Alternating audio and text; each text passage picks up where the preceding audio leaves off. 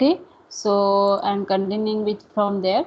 Okay, so in previous class we have learned about the temperature dependence of semiconductor with respect to the Fermi energy and with respect to the conduction capacity of the semiconductor. Okay, so what we observe is that in previous class that due to increase in the temperature, the Fermi energy is going to be very changing if it is an extrinsic semiconductor. But for an intrinsic semiconductor, the Fermi energy doesn't change because of the equal number of holes in the holes and equal and free electron in valence band and conduction band. Okay, so here if we increase the temperature, the number of free electrons are going to increase, so is the number of holes are going to increase. That's why the conduction capacity of the semiconductor is also going to increase. That is what we learned in the previous class. So what next we learned in that one, we learned that in n-type semiconductor, the Fermi energy which is lying near to the conduction band, if we increase the temperature, the Fermi energy is going to decline towards the valence band because of the increased number of holes in the valence band. Okay, but it is now not going to cross the intrinsic Fermi energy level because of the because of the higher number of free electrons. Okay, high number of free electrons. Similarly, in the p-type semiconductor, what we have observed,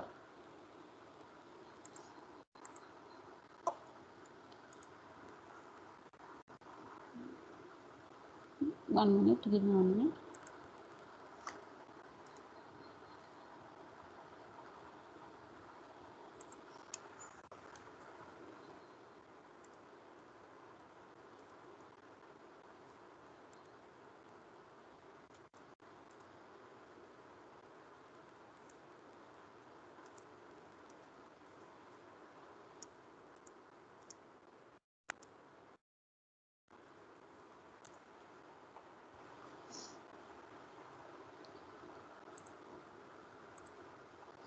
Okay, so as I told you, in extrinsic semiconductor here, in the p-type semiconductor, the Fermi energy is lying near to the valence band, and if we increase the temperature, it is going to incline towards the conduction band because of increased number of free electron in the conduction band. So it will never cross the intrinsic Fermi energy because of the higher number of holes present in the valence band. Why this thing is happening? Because in n-type semiconductor we are doping it with the 5 valence electron. That's why the major current carrier are the free electron in the case of n-type semiconductor. In p-type semiconductor we are doping it with the 3 valence atoms. That's why here the holes are the major charge carrier. Okay, that is how it is going to be. The Fermi energy is going to be varying if we increase the temperature.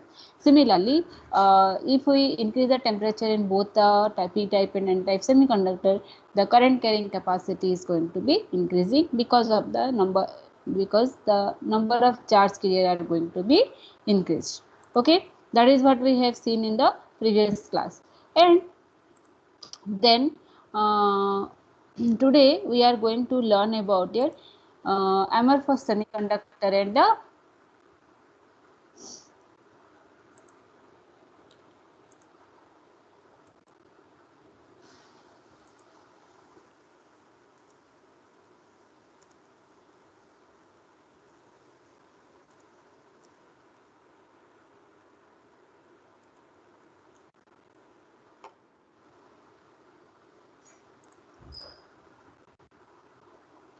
okay. Similarly, see, if you people are finding any problem, just you can put the message in the chat box here. Okay, so that I will reply you over there.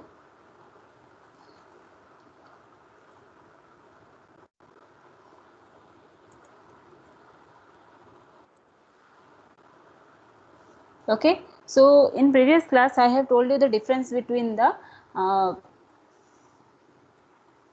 amorphous solid and the crystalline solid, right?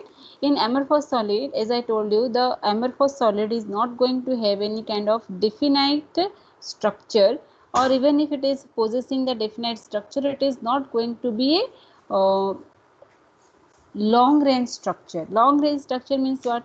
When I told you about crystal structure, at that time I told you that the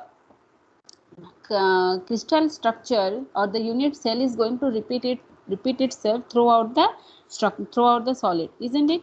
So that means the smallest structure whatever we are finding over there, that is going to we can say that that smallest structure or smallest unit cell is going to repeat itself throughout the structure. That means whenever you if you take a larger piece of the solid or a smaller piece of the solid, whatever you take, you will find that unit cell repeating itself, and the atomic positions are not going to be changed, and there is a definite structure that this particular crystal is going to follow this particular structure, that is for sure. Okay, wherever you go, wherever you break, you will see that type of structure over there. But in case of amorphous solid, that structure, that structure or the atomic arrangement what we observe, that is not a long range one. Means some after some time, that means after from some distance, the structure is going to be changed. That is what is told in the, that is what is the difference, main difference between a amorphous solid and a crystalline solid. So as I told you, this amorphous solid is going to have a crystalline solid is going to have the definite structure, whereas the amorphous solid is not having this definite structure. Okay, that structure what we are talking here about is not going to be a long range also. Okay, the definite structure what we observe in crystalline solid, that is a long range structure, but the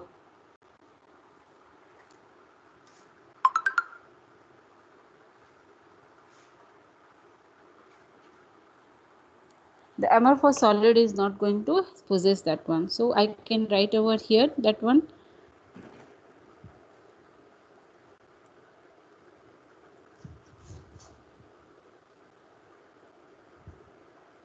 Okay, so I can say 9.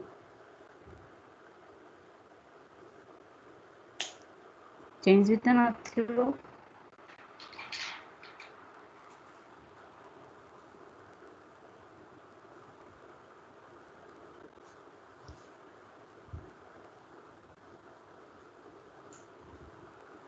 Okay, so as I told you, this amorphous solid is going to be having a definite structure, not having a definite structure. This is not having a definite structure, whereas this is having a definite structure. And the structure in case of your amorphous solid, that structure is a short range structure. Short range structure means what? The structure is not going to be a wherever you go, you will not find that structure. This structure is going to change after each small interval. Okay, so this is a long range structure. That means wherever you go in this solid, wherever you break, you will get the structure there. Okay, and this is not having a sharp melting point.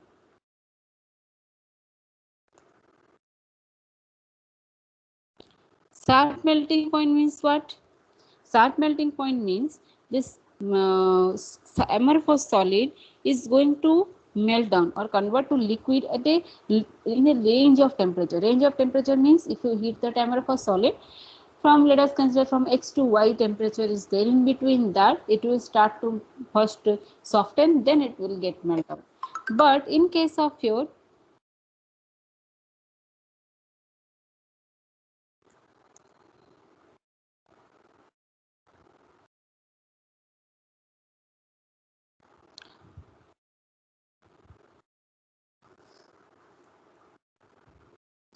But in case of your crystalline solid, it is having a sharp melting point. Sharp melting point means what, you understand? Sharp melting point means this is going to be melt down at a particular temperature. Like we are saying, no, copper is going to melt down at say at 1300 degrees centigrade, and iron is melting down at 1539 degrees centigrade. Aluminium is going to melt down at 660 degrees centigrade. That is a particular temperature we are giving, that it is the melting point of this particular material, but such temperature we cannot say for this amorphous solid. Okay, the next thing is that this, when we are going to break down a crystalline solid, no, so there is this definite cleavage plane will be there. Okay, so that means when you load the material, no, at that particular plane only it will be start to break down. Okay, that is because of your, as I told you, that is because of the grain boundary. In first unit I have told you about grain boundary. So because of that grain boundary, there is this particular cleavage point we will find, or cleavage plane we will find. When you want to break it, this plane will, this crystal will break at this particular plane. But such cleavage planes are not available or not there for amorphous solid, as they don't possess any kind of definite structure. Okay, similarly this amorphous solid is isotropic in nature. Okay, isotropic in nature means wherever you see, in whichever direction, the property of the material is not going to change. But in case of crystalline solid, the atomic arrangement, if there is a change we make in the atomic arrange, so we will see the material will possess this property anisotropic. Anisotropic means it is possessing the directional property. That means in different direction the property might be different. Okay, it is not always true. It is for some crystalline solid it is true. Okay, all solids are not anisotropic. Some are there, they are isotropic also. But if we change the arrangement of the atom, we can make them also anisotropic, and that we do actually in case of your nanotechnology. Okay, so amorphous solid are less rigid in nature. Less rigid means what? They can be flexible, but the crystalline solid are not flexible. They are very rigid by nature. Okay, similarly the example of anisotropy is amorphous solid are like your Teflon. Teflon means what? That black coating we are having in the utensils, no, that we are calling that is your non-stick cookwares.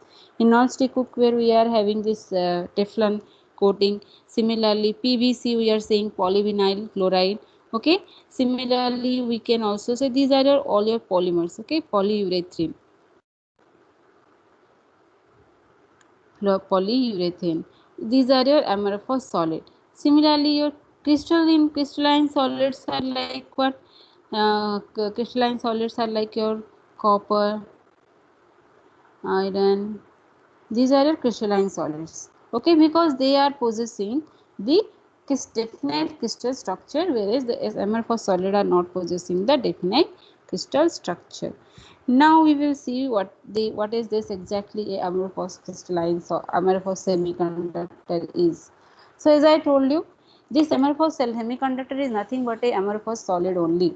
Okay, this amorphous solid is not entirely a crystalline solid. It is at some time interval or at some position it is showing the crystalline property and has short range of structure, short range order of the structure. That is what is your amorphous solid. In this amorphous solid I told you these two points, that is what is written there. Okay, then comes is your, here atoms and molecules are not arranged in a definite lattice structure. As we are saying for crystalline solids, no, that this particular material is having FCC structure, this particular material is having HCP structure. We cannot say such structure, we cannot name such structure for amorphous solid because they don't have that particular definite crystalline structure. Okay, they don't possess a long range translational order of structure.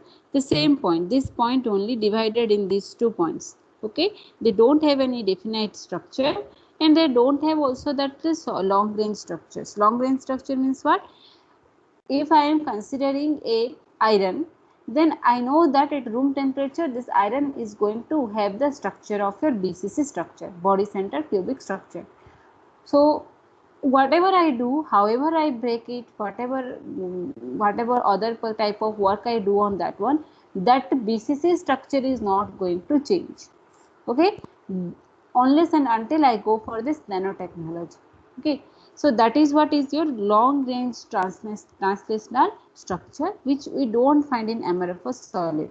Okay, the best example of your crystalline solid and amorphous solid is your salt. Salt is a crystalline solid. You can see that one, right? You can see a salt, you can touch that one, you can feel the difference between a crystalline salt and a amorphous talcum powder. Or we are also using this cornstarch for making all the type of deep fries, right?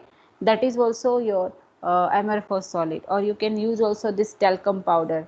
Okay, you can consider this talcum powder, that is also a amorphous solid, right? They are the powder forms. So if you will make solid out of that one also, then also that same difference you will find.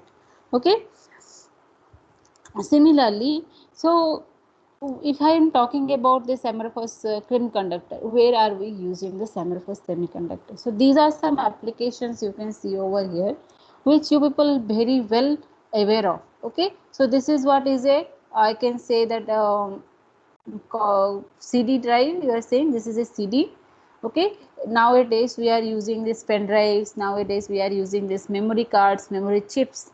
Okay, but when I was in doing my graduation 10 years back, at that time we were supposed to submit our, not even then, now also when people are submitting the main thesis projects or main projects, at that time they are attaching with this type of CDs, they are attaching where they have kept the PowerPoint presentation in the presentation video. In that one they will store that one and they will submit to the college, so that in future if anyone need any reference regarding the presentation or regarding the PowerPoints, they can refer that CD drive.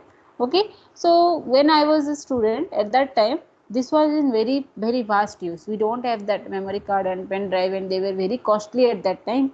So we were not using that one, we were using the CD. If we need some other data, like if people are storing photographs, if people are storing music, we were using those things in that one. We will put it in the laptop and we will use to listen that one. Nowadays laptops don't have the system of reading these drives. Okay, this is what is your uh, this is what is a solar panel. Okay, the solar panel, as you people know, where we are, I think those who people who visited that port area, um, on the way to airport. Okay, if you go on the airport from the port road, you must have seen a very big solar park in your Vizag, right? So those solar panels are also made up of your amorphous crystalline, amorphous semiconductor. Similarly, this is what you are very aware of. This is called as a copier, right? This copier is we can say where we are doing the scanning and Xerox. Okay, so here do you see this plane, this glass, no, on which we are placing our paper to do the Xerox.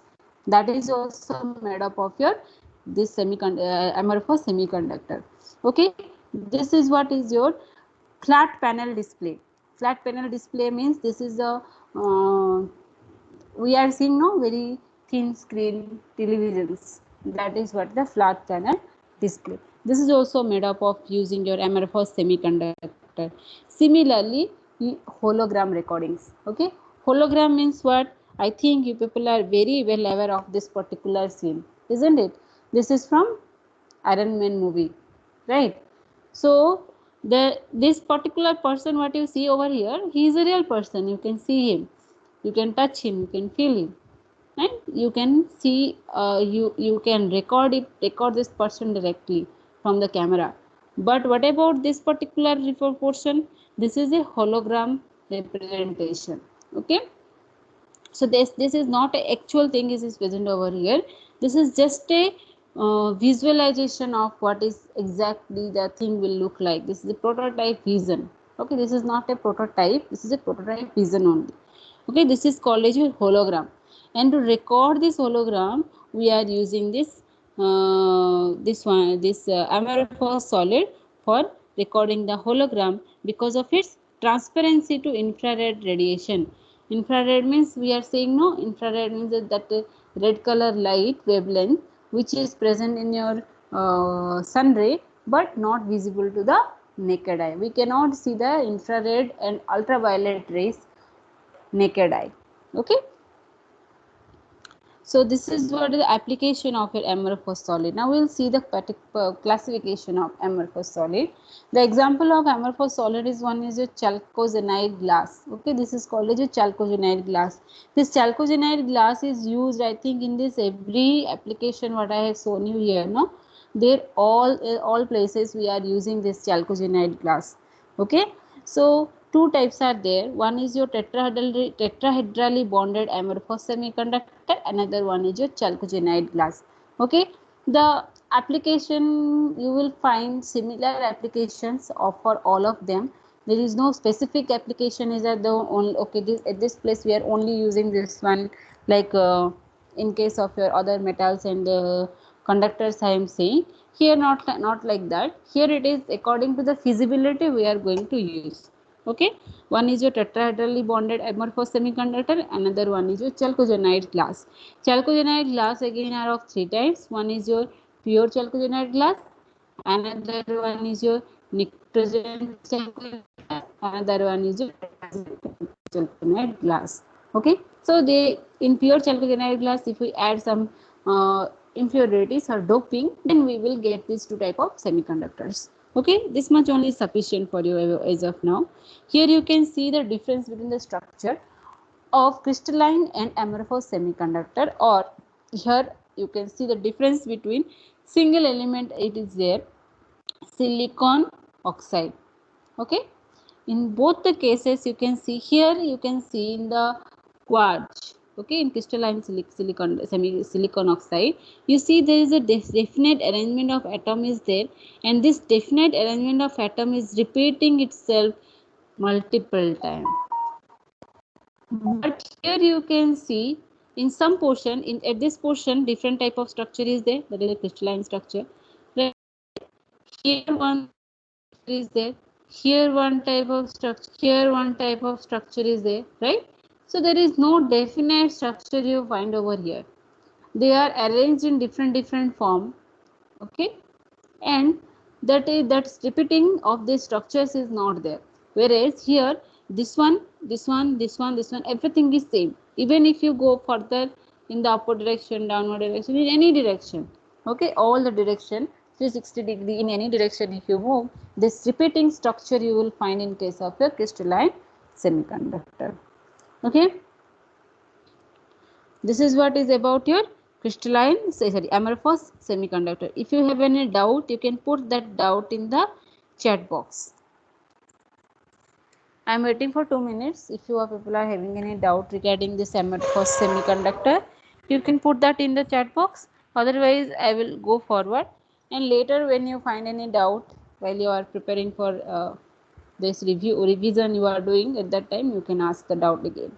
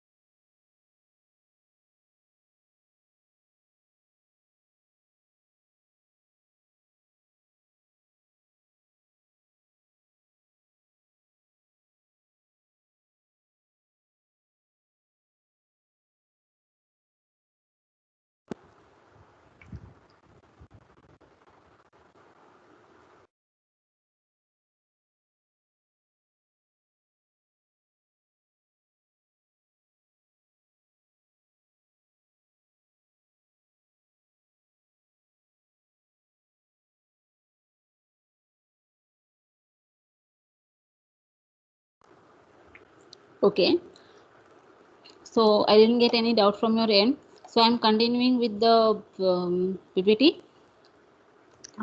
Still, if you people have any doubt, then you can put it in the chat box. Okay. So next is your organic semiconductor. Organic means what you understand. Organic means this hydro.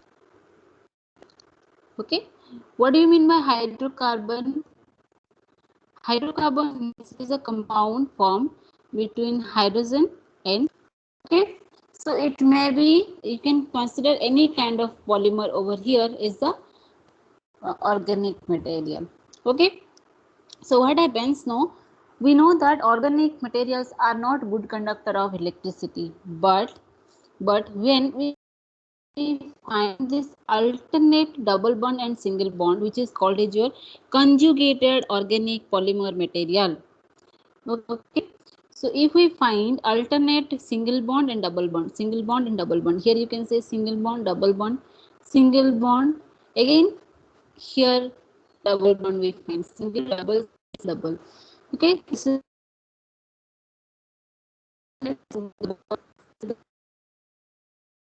okay. Similar, what you can say, alternate double and single bond. Double and single bond means what you understand? This is a covalent bond. Okay, this is the covalent bond.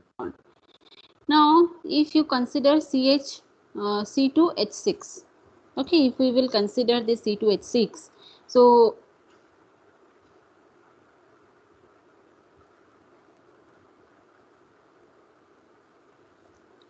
you consider this one. C is forming, carbon is forming double bond with this carbon, and here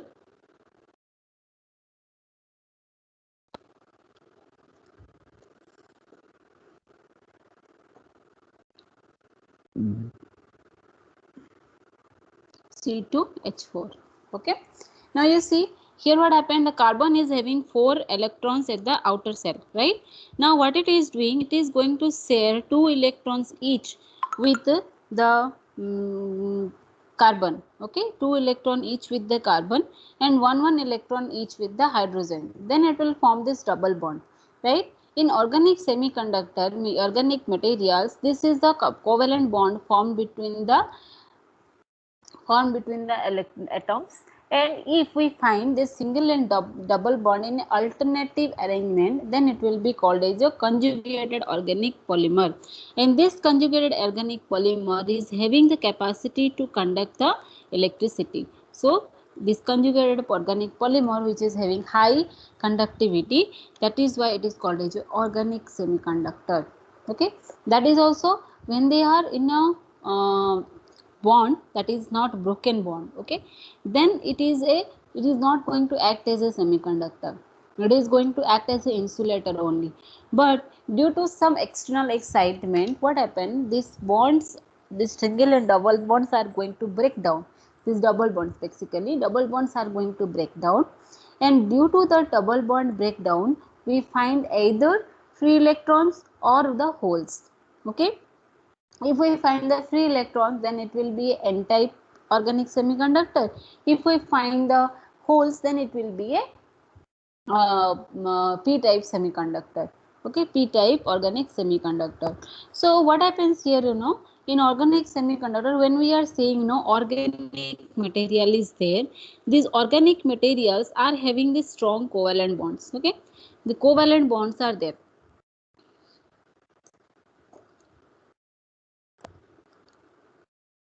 Covalent bonds, right? This organic this covalent bond, if it is broken only, if it is intact, then there will be no conduction of electricity.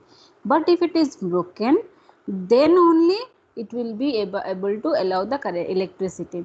Just like in your silicon, we saw that if the one silicon atom is uh, making bond with other 4 silicon atom, and all the electrons are present in the outermost cell of the atom, then there will be no free electrons, no holes, so there will be no conduction of electricity. But when we give the external excitement like thermal energy, the electrons from the outer cell, they are going to jump to the interatomic void space, and from there they become the free electrons, and because of the free electron, hole will be created in the valence band. That is why the current will be passing through the material. Here also the same thing is going to be happening.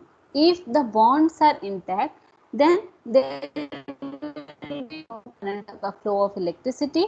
If the bonds are broken, then only there will be the flow of electricity. That is why it is called as a semiconductor, and because of the hydrocarbon polymer, this is called as a organic semiconductor. And these organic semiconductor are also called as conjugated organic polymer material. Okay.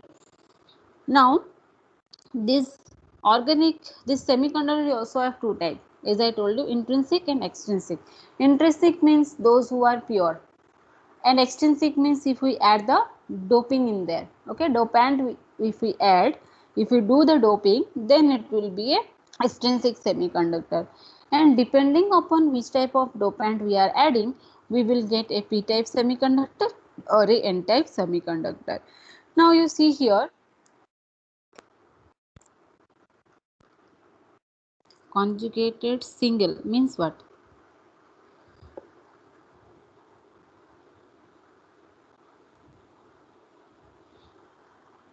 Conjugated organic polymers are having alternating single and double bond. Means if like this, if this is the bonds are formed, no, it is going, this is a single bond between two elements. Let us consider carbon and any kind of two elements. If you consider those who are having, those who are able to form carbon with carbon, other element you can say is forming one single bond here, then another double bond.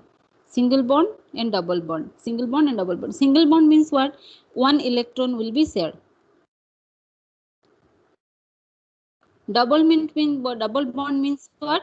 With only one atom, two electron will be shared. Like carbon, double carbon means two electron of carbon 1 is going to be shared with two electron of carbon 2. That is what is a double bond from chemistry. Remember this one, recall this one. You will get this. Okay.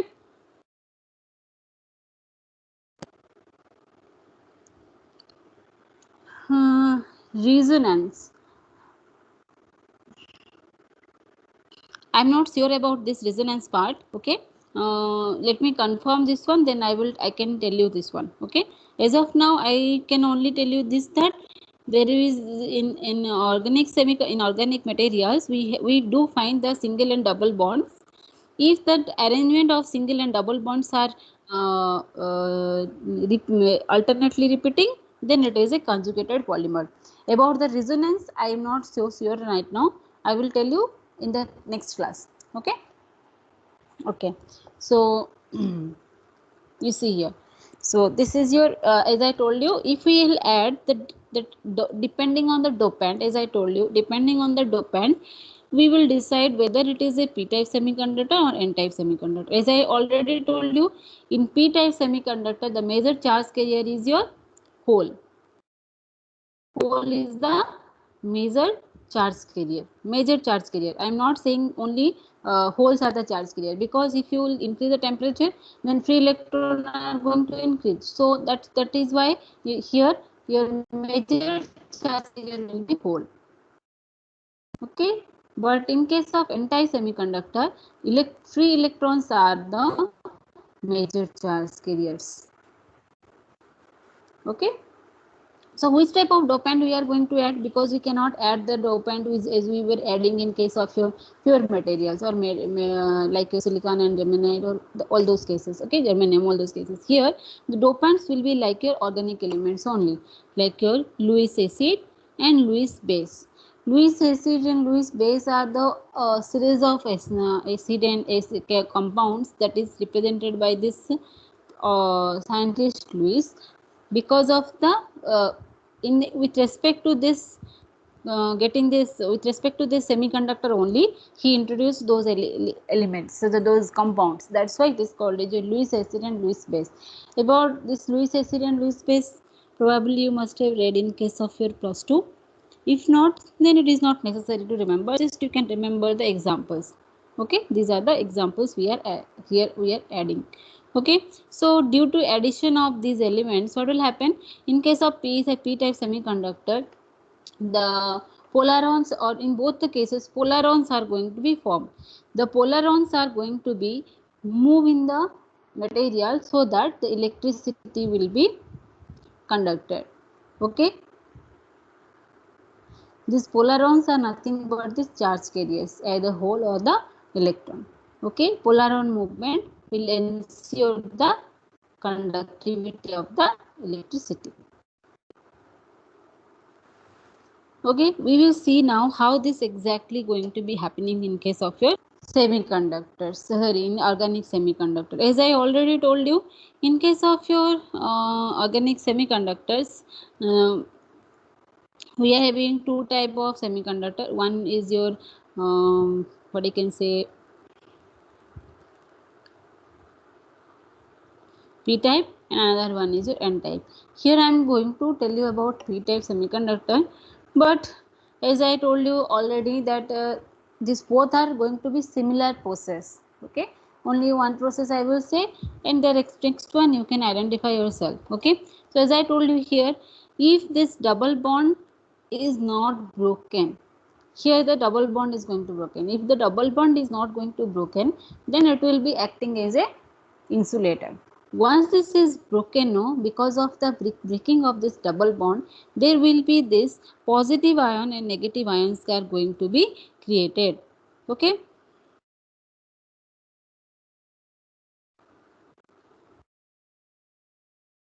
you can see over here, this is the positive ion and the negative ion is created.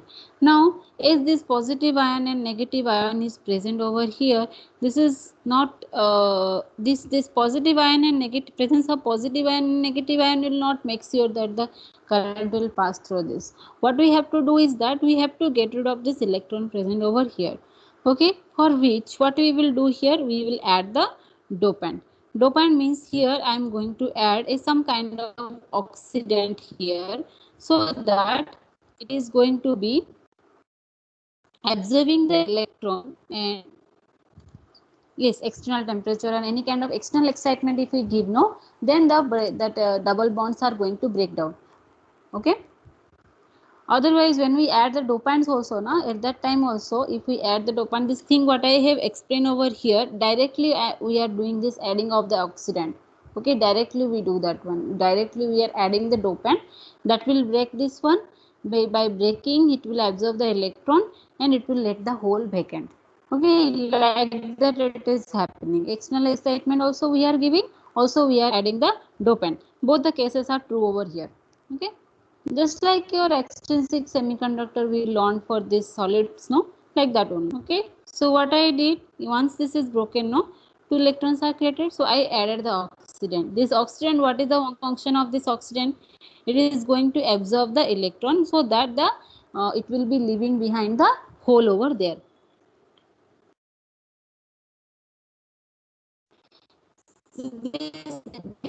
Change in the bonds. Okay, there is no change in the bond. When the polymers are formed, no, at that time they are forming the bonds. Okay, the formation of the bond is having the sequence. The sequence, one with one atom it is going to make a single bond, and in another atom it is going to make the double bond. There that bond is not changing. The bond is as it is, present as it is, but that is arrangement is alternate arrangement.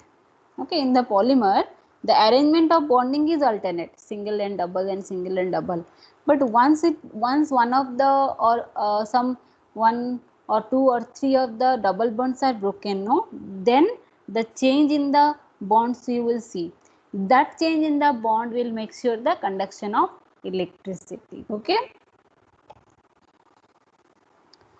So here what happened, when I add this oxidant, no, this oxidant is going to absorb this electron over here. So this hole will be left. That is why it will be a p-type semiconductor.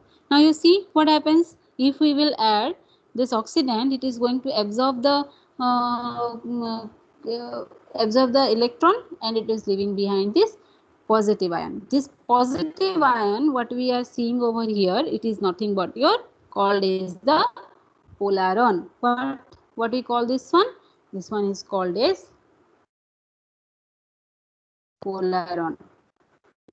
Okay, this one is called as polaron. If this is a reverse one, this one is absorbed and this only negative ion is present, that means the electron is present, this is also called as polaron. Okay, here we don't call a hole or a free electron, we call this as a polaron. Okay, now this is what is going to make sure that this polaron is going to make sure the conduction of electricity over here. Okay, so let me smaller this one so that we can accommodate further figures. Okay, now this is what has happened already. Now what we will do here, now what will happen here, this polaron is present now. Now this polaron will start to move.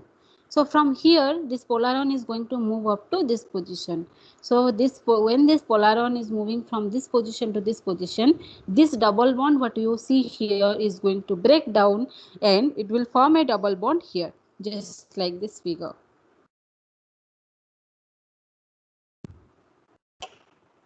Okay, you see here what happened.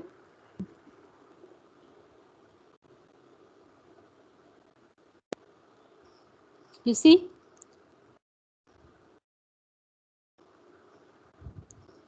here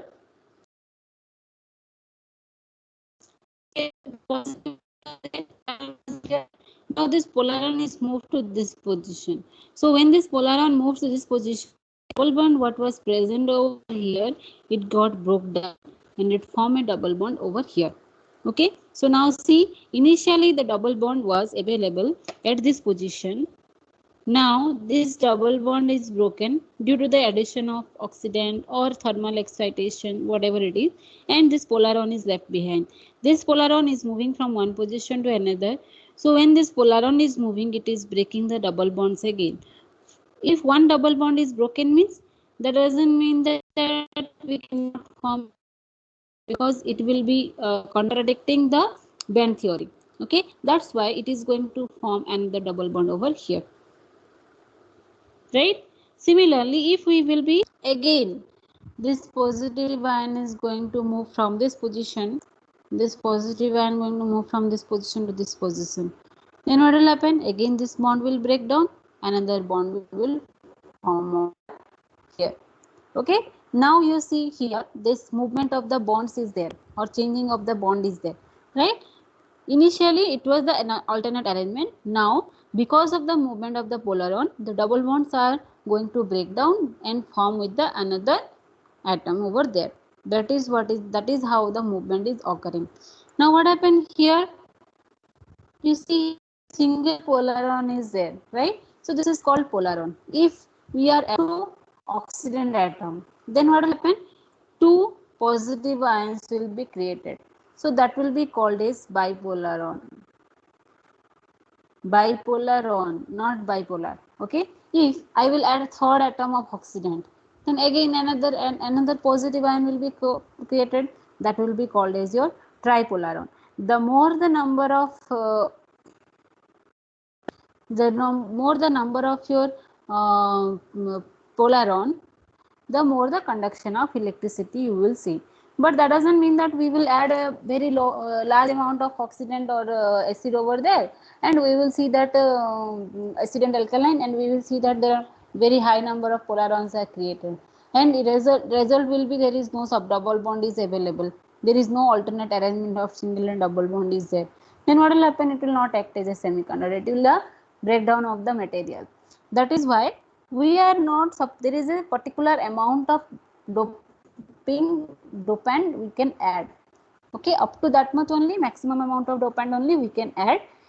More than that we will not add, because it is going to change the property of the semiconductor again.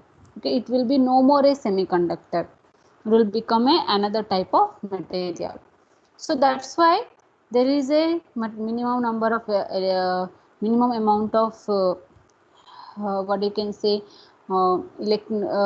dopant we can add, and due to that we can see the conduction of electricity in the semiconductor. What I told you bipolaron and tripolaron, you can see over here, if we add another atom of oxidant, then how this bipolaron is created. Okay, now you can see here, this there is another double bond here was there, it was broken and the polaron is present over here. Okay, the polaron is present over here. So here again, if it is broken and positive ion is there, means the negative ion will also be created. So for that we have to add another atom of your oxidant. Okay, if we will add another atom of oxidant, see here is created, this negative ion is created. So to absorb this negative ion here, we are supposed to add the oxidant. If we add more oxidant here, then it will become the two positive ions will be there. So it will be called as your bipolaron, what I told you in the earlier point. Okay, you can see here. Okay, so this is how the organic semiconductors are going to act. Okay, this is how the organic semiconductors are conducting the electricity. The same goes for the n-type semiconductor. This is for p-type, I told you. Same thing will be there, only this in place of this negative positive ion, the negative ion will be there. So that is how the current will be conducted in the semiconductor. This is your bipolaron. This is, if 3 oxygen atoms are there, then it will be tripolaron. Okay. Now these are the applications of your organic semiconductor. First is your organic LED. Okay, you can see this organic LED. This is your organic LED. Okay. Nowadays this organic LED is there in many places. Also you can see this is solar panel. Okay, this is organic solar panel. It is a transparent screen, right? The transparent screen is there, and on this one the solar panel is created. This is called organic field effect transmitter. I think this thing we are using in our, you must have seen this particular thing in our mobile phones. If you have ever visited to this mobile phone store, you must have seen this type of stickers are there, which we are sticking on the circuit board so that we can complete the circuit. And this is what is a transparent screen. Okay, and transparent screen is there. No, this transparent screen is made up of this organic semiconductors. Nowadays we must have seen so many ads about this is transparent mobile phones also. Okay, those transparent mobile phones also is made up of this organic semiconductor only. Nowadays the application of this organic semiconductors is very vast in case of our electronic devices. Why? Because of these small chips, circuits, motherboards, whatever we are using in the this electronic devices like your laptop, mobile phone, pads, iPads and iPods, all these things we are using. No, in there more waste from electronic devices are created. Very minute small particles of this waste is created, which is very hazardous towards our environment. That's why these organic semiconductors are now in use. Now in nowadays whatever your mobile phones or electronic devices, new devices we are getting, no, in all of them we are using these organic semiconductors only, and due to which what happened, the electronic waste is reduced. Okay, if you have any doubt you can ask now.